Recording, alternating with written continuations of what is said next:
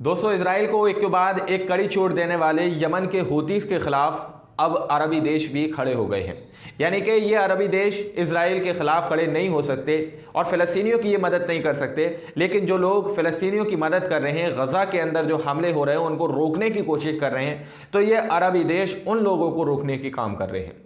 Yemen के Houthi जिस तरह से लाल सागर के अंदर इसराइल के खिलाफ पूरी तरह से अपना मोर्चा संभाले हुए हैं, जिसकी वजह से इसराइल की अर्थव्यवस्था पूरी तरह से चरमरा गई है, उसकी अर्थव्यवस्था पर बहुत भारी चोट पड़ी है।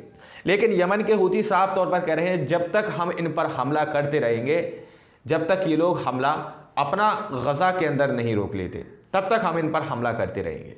लेकिन उन पर अंतर्राष्ट्रीय दल दबाव बना रहा है। लेकिन अब अमेरिका ने एक बड़ी चाल चली है, उसने बहुत सारे देशों से बात की है और एक गठबंधन बनाने की कोशिश की है, जिसके अंदर बहुत सारे अरबी देश भी शामिल हैं जो हूतीस के खिलाफ अमेरिका के संग खड़े हुए हैं, हूतीस को रोकने का काम कर रहे हैं। यमन के हूतीस को साफ तौर पर यह कह रहे हैं कि तुम इसराइल के जहाज़ों को अपना निशाना मत बनाओ, लाल सागर के अंदर किसी भी जहाज़ को तुम नहीं उड़ाओगे, इस तरह की बात यमन के हूतीस कह रहे हैं। लेकिन वहीं पर यमन के अंसारुल्लाह ने भी बड़ी बात कह दी है, उन्होंने भी बहुत बड़ा बयान दिया है, चंद सेकंड के अंदर मैं आप लोगों के सामने रखूंगा। लेकिन दोस्तों, सबसे बड़ी खबर इटली के अंदर से निकल के आ रही है। इटली के अंदर की पीएम गियोर्गा मेलोनी ने बड़ी बात कही है। उन्होंने साफ तौर पर यह बात कही है कि यूरोप के अंदर इस्लाम के लिए किसी भी तरह की जगह नहीं है। साफ तौर पर यह वाली बात बोली गई है कि यूरोप के अंदर इस्लाम के लिए किसी भी तरह की जगह नहीं है, लेकिन इस्लामी देशों के अंदर यूरोपों के लिए बड़ी जगह देखी गई है। आप लोगों ने बहुत सारी वीडियोस में, बहुत सारे फोटोज़ में, अपन हमने भी आपको ऐसी रिपोर्ट दिखाई है जिसके अंदर अरबी देश जो है यहूदियों का मान सम्मान कर रहे होते हैं, उनके मेज़बान बने हुए होते हैं, उनका खाना पीना खातिरदारी कर रहे होते हैं, एवं उनके संग ठुमके तक लगाते हैं। लेकिन यही यहूदी लोग और यही यूरोपीय देश के लोग इस्लाम के लिए बोल रहे हैं कि इस्लाम के लिए जगह यूरोप के अंदर नहीं है। लेकिन दोस्तों, वही बड़ी खबर ये सामने निकल के आ रही है, नॉर्वे के अंदर जनता सड़कों पर निकल चुकी है। जनता की सब्र का बांध जो है अब टूट चुका है और साफ तौर पर करीब हजारियों की तादाद में लोग सड़कों पर निकले और उन्होंने फ़लस्तीन का समर्थन करते हुए वहां पर एक रैली निकाली और तत्काल वहां पर सीज फायर की डिमांड की।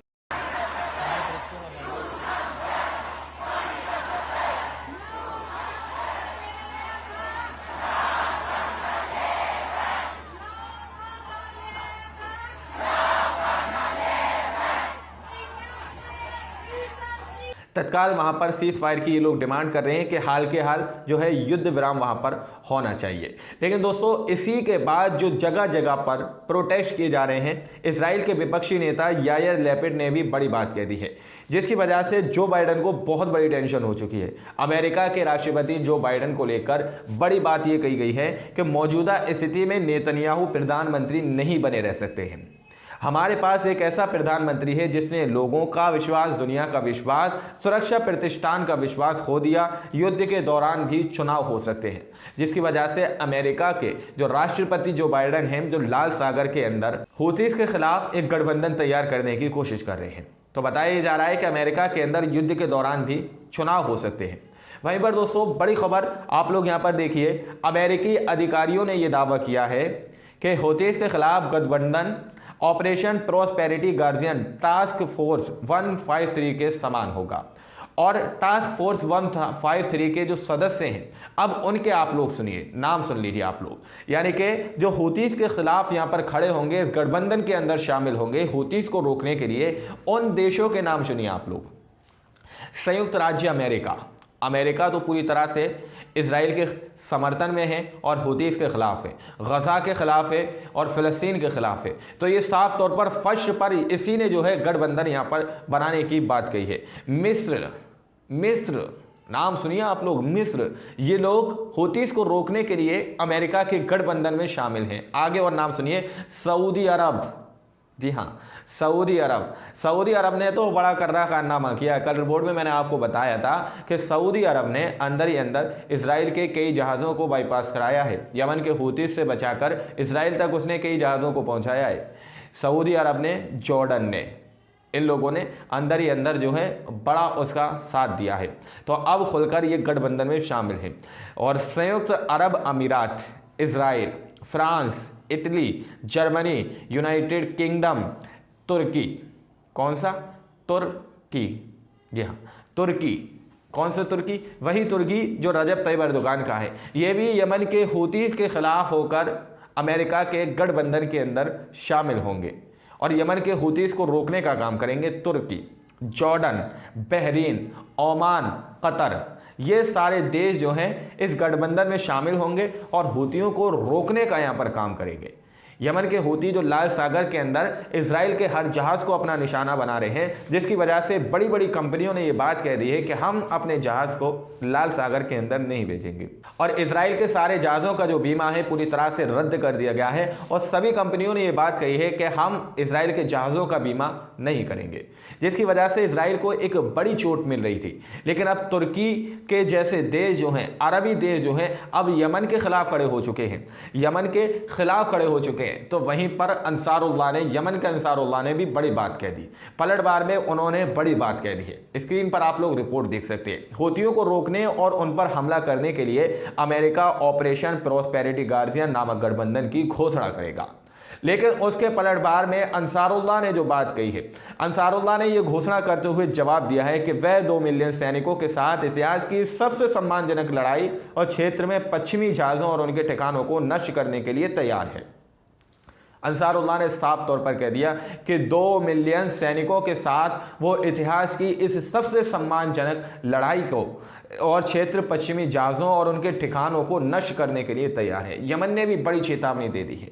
अंसारुल्लाह ने साफ तौर पर खुले अल्फाजों में कह दिए कि हम 2 सैनिकों के साथ पश्चिमी जहाज़ों और उनके ठिकानों को पूरी तरह से नष्ट करने के लिए तैयार हैं।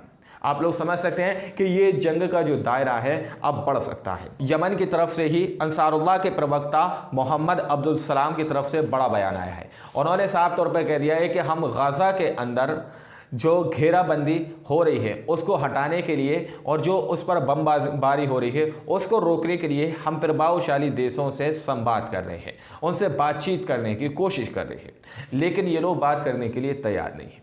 अमेरिका जैसे देश बहुत सारे देशों का गठबंधन बनाने की कोशिश कर रहे हैं, जिसके अंदर मैंने आपको देशों के नाम बताए हैं कि कौन कौन से अरबी देश जो हैं इस गठबंधन के अंदर शामिल होंगे जो यमन के हूतीस के खिलाफ हैं। अब आप लोग ज़रा सोचकर बताइए, यमन के हूती जो कर रहे हैं क्या वो गलत कर रहे हैं? अरे इनकी पैंट गीली हुई पड़ी है और ये दूसरे देशों के अंदर हाथ फैला रहे हैं। अभी अमेरिका की रिपोर्ट मैंने आप लोगों को दिखाई थी, ऑस्ट्रेलिया से युद्धपोत भेजने की बात कर रहा था कि लाल सागर के अंदर ऑस्ट्रेलिया एक युद्धपोत भेजे यमन के हूतीस के खिलाफ, लेकिन वहाँ से कोई मदद नहीं आई। तो इसने बड़ी बात यहाँ पर चल दी कि इसने सारे देशों को यहाँ पर इन्विटेशन दिया और इस गठबंधन में शामिल करने की कोशिश की है। ये इन लोगों से तो खुद कुछ नहीं हो रहा है इजराइल के खिलाफ, लेकिन जो यमन के हूतीस इजराइल और अमेरिका के खिलाफ जो एक्शन ले रहे हैं तो ये लोग यमन को रोकने का कोशिश कर रहे हैं। लेकिन वहीं पर अंसारुल्लाह ने भी बड़े सख्त लहजे के अंदर ये बात कह दी है कि हम 2 मिलियन सैनिकों के साथ पश्चिमी जहाज़ों और उनके ठिकानों को नष्ट करने के लिए तैयार हैं। ये ना सोचें कि हम खामोश बैठ जाएंगे। तो आज की रिपोर्ट में इतना ही। बाकी आप लोग क्या सोचते हैं अपनी राय कमेंट सेक्शन में हमें ज़रूर दीजिएगा। मिलता है अगली वीडियो में, जब तक के लिए अपना ख्याल रखिएगा।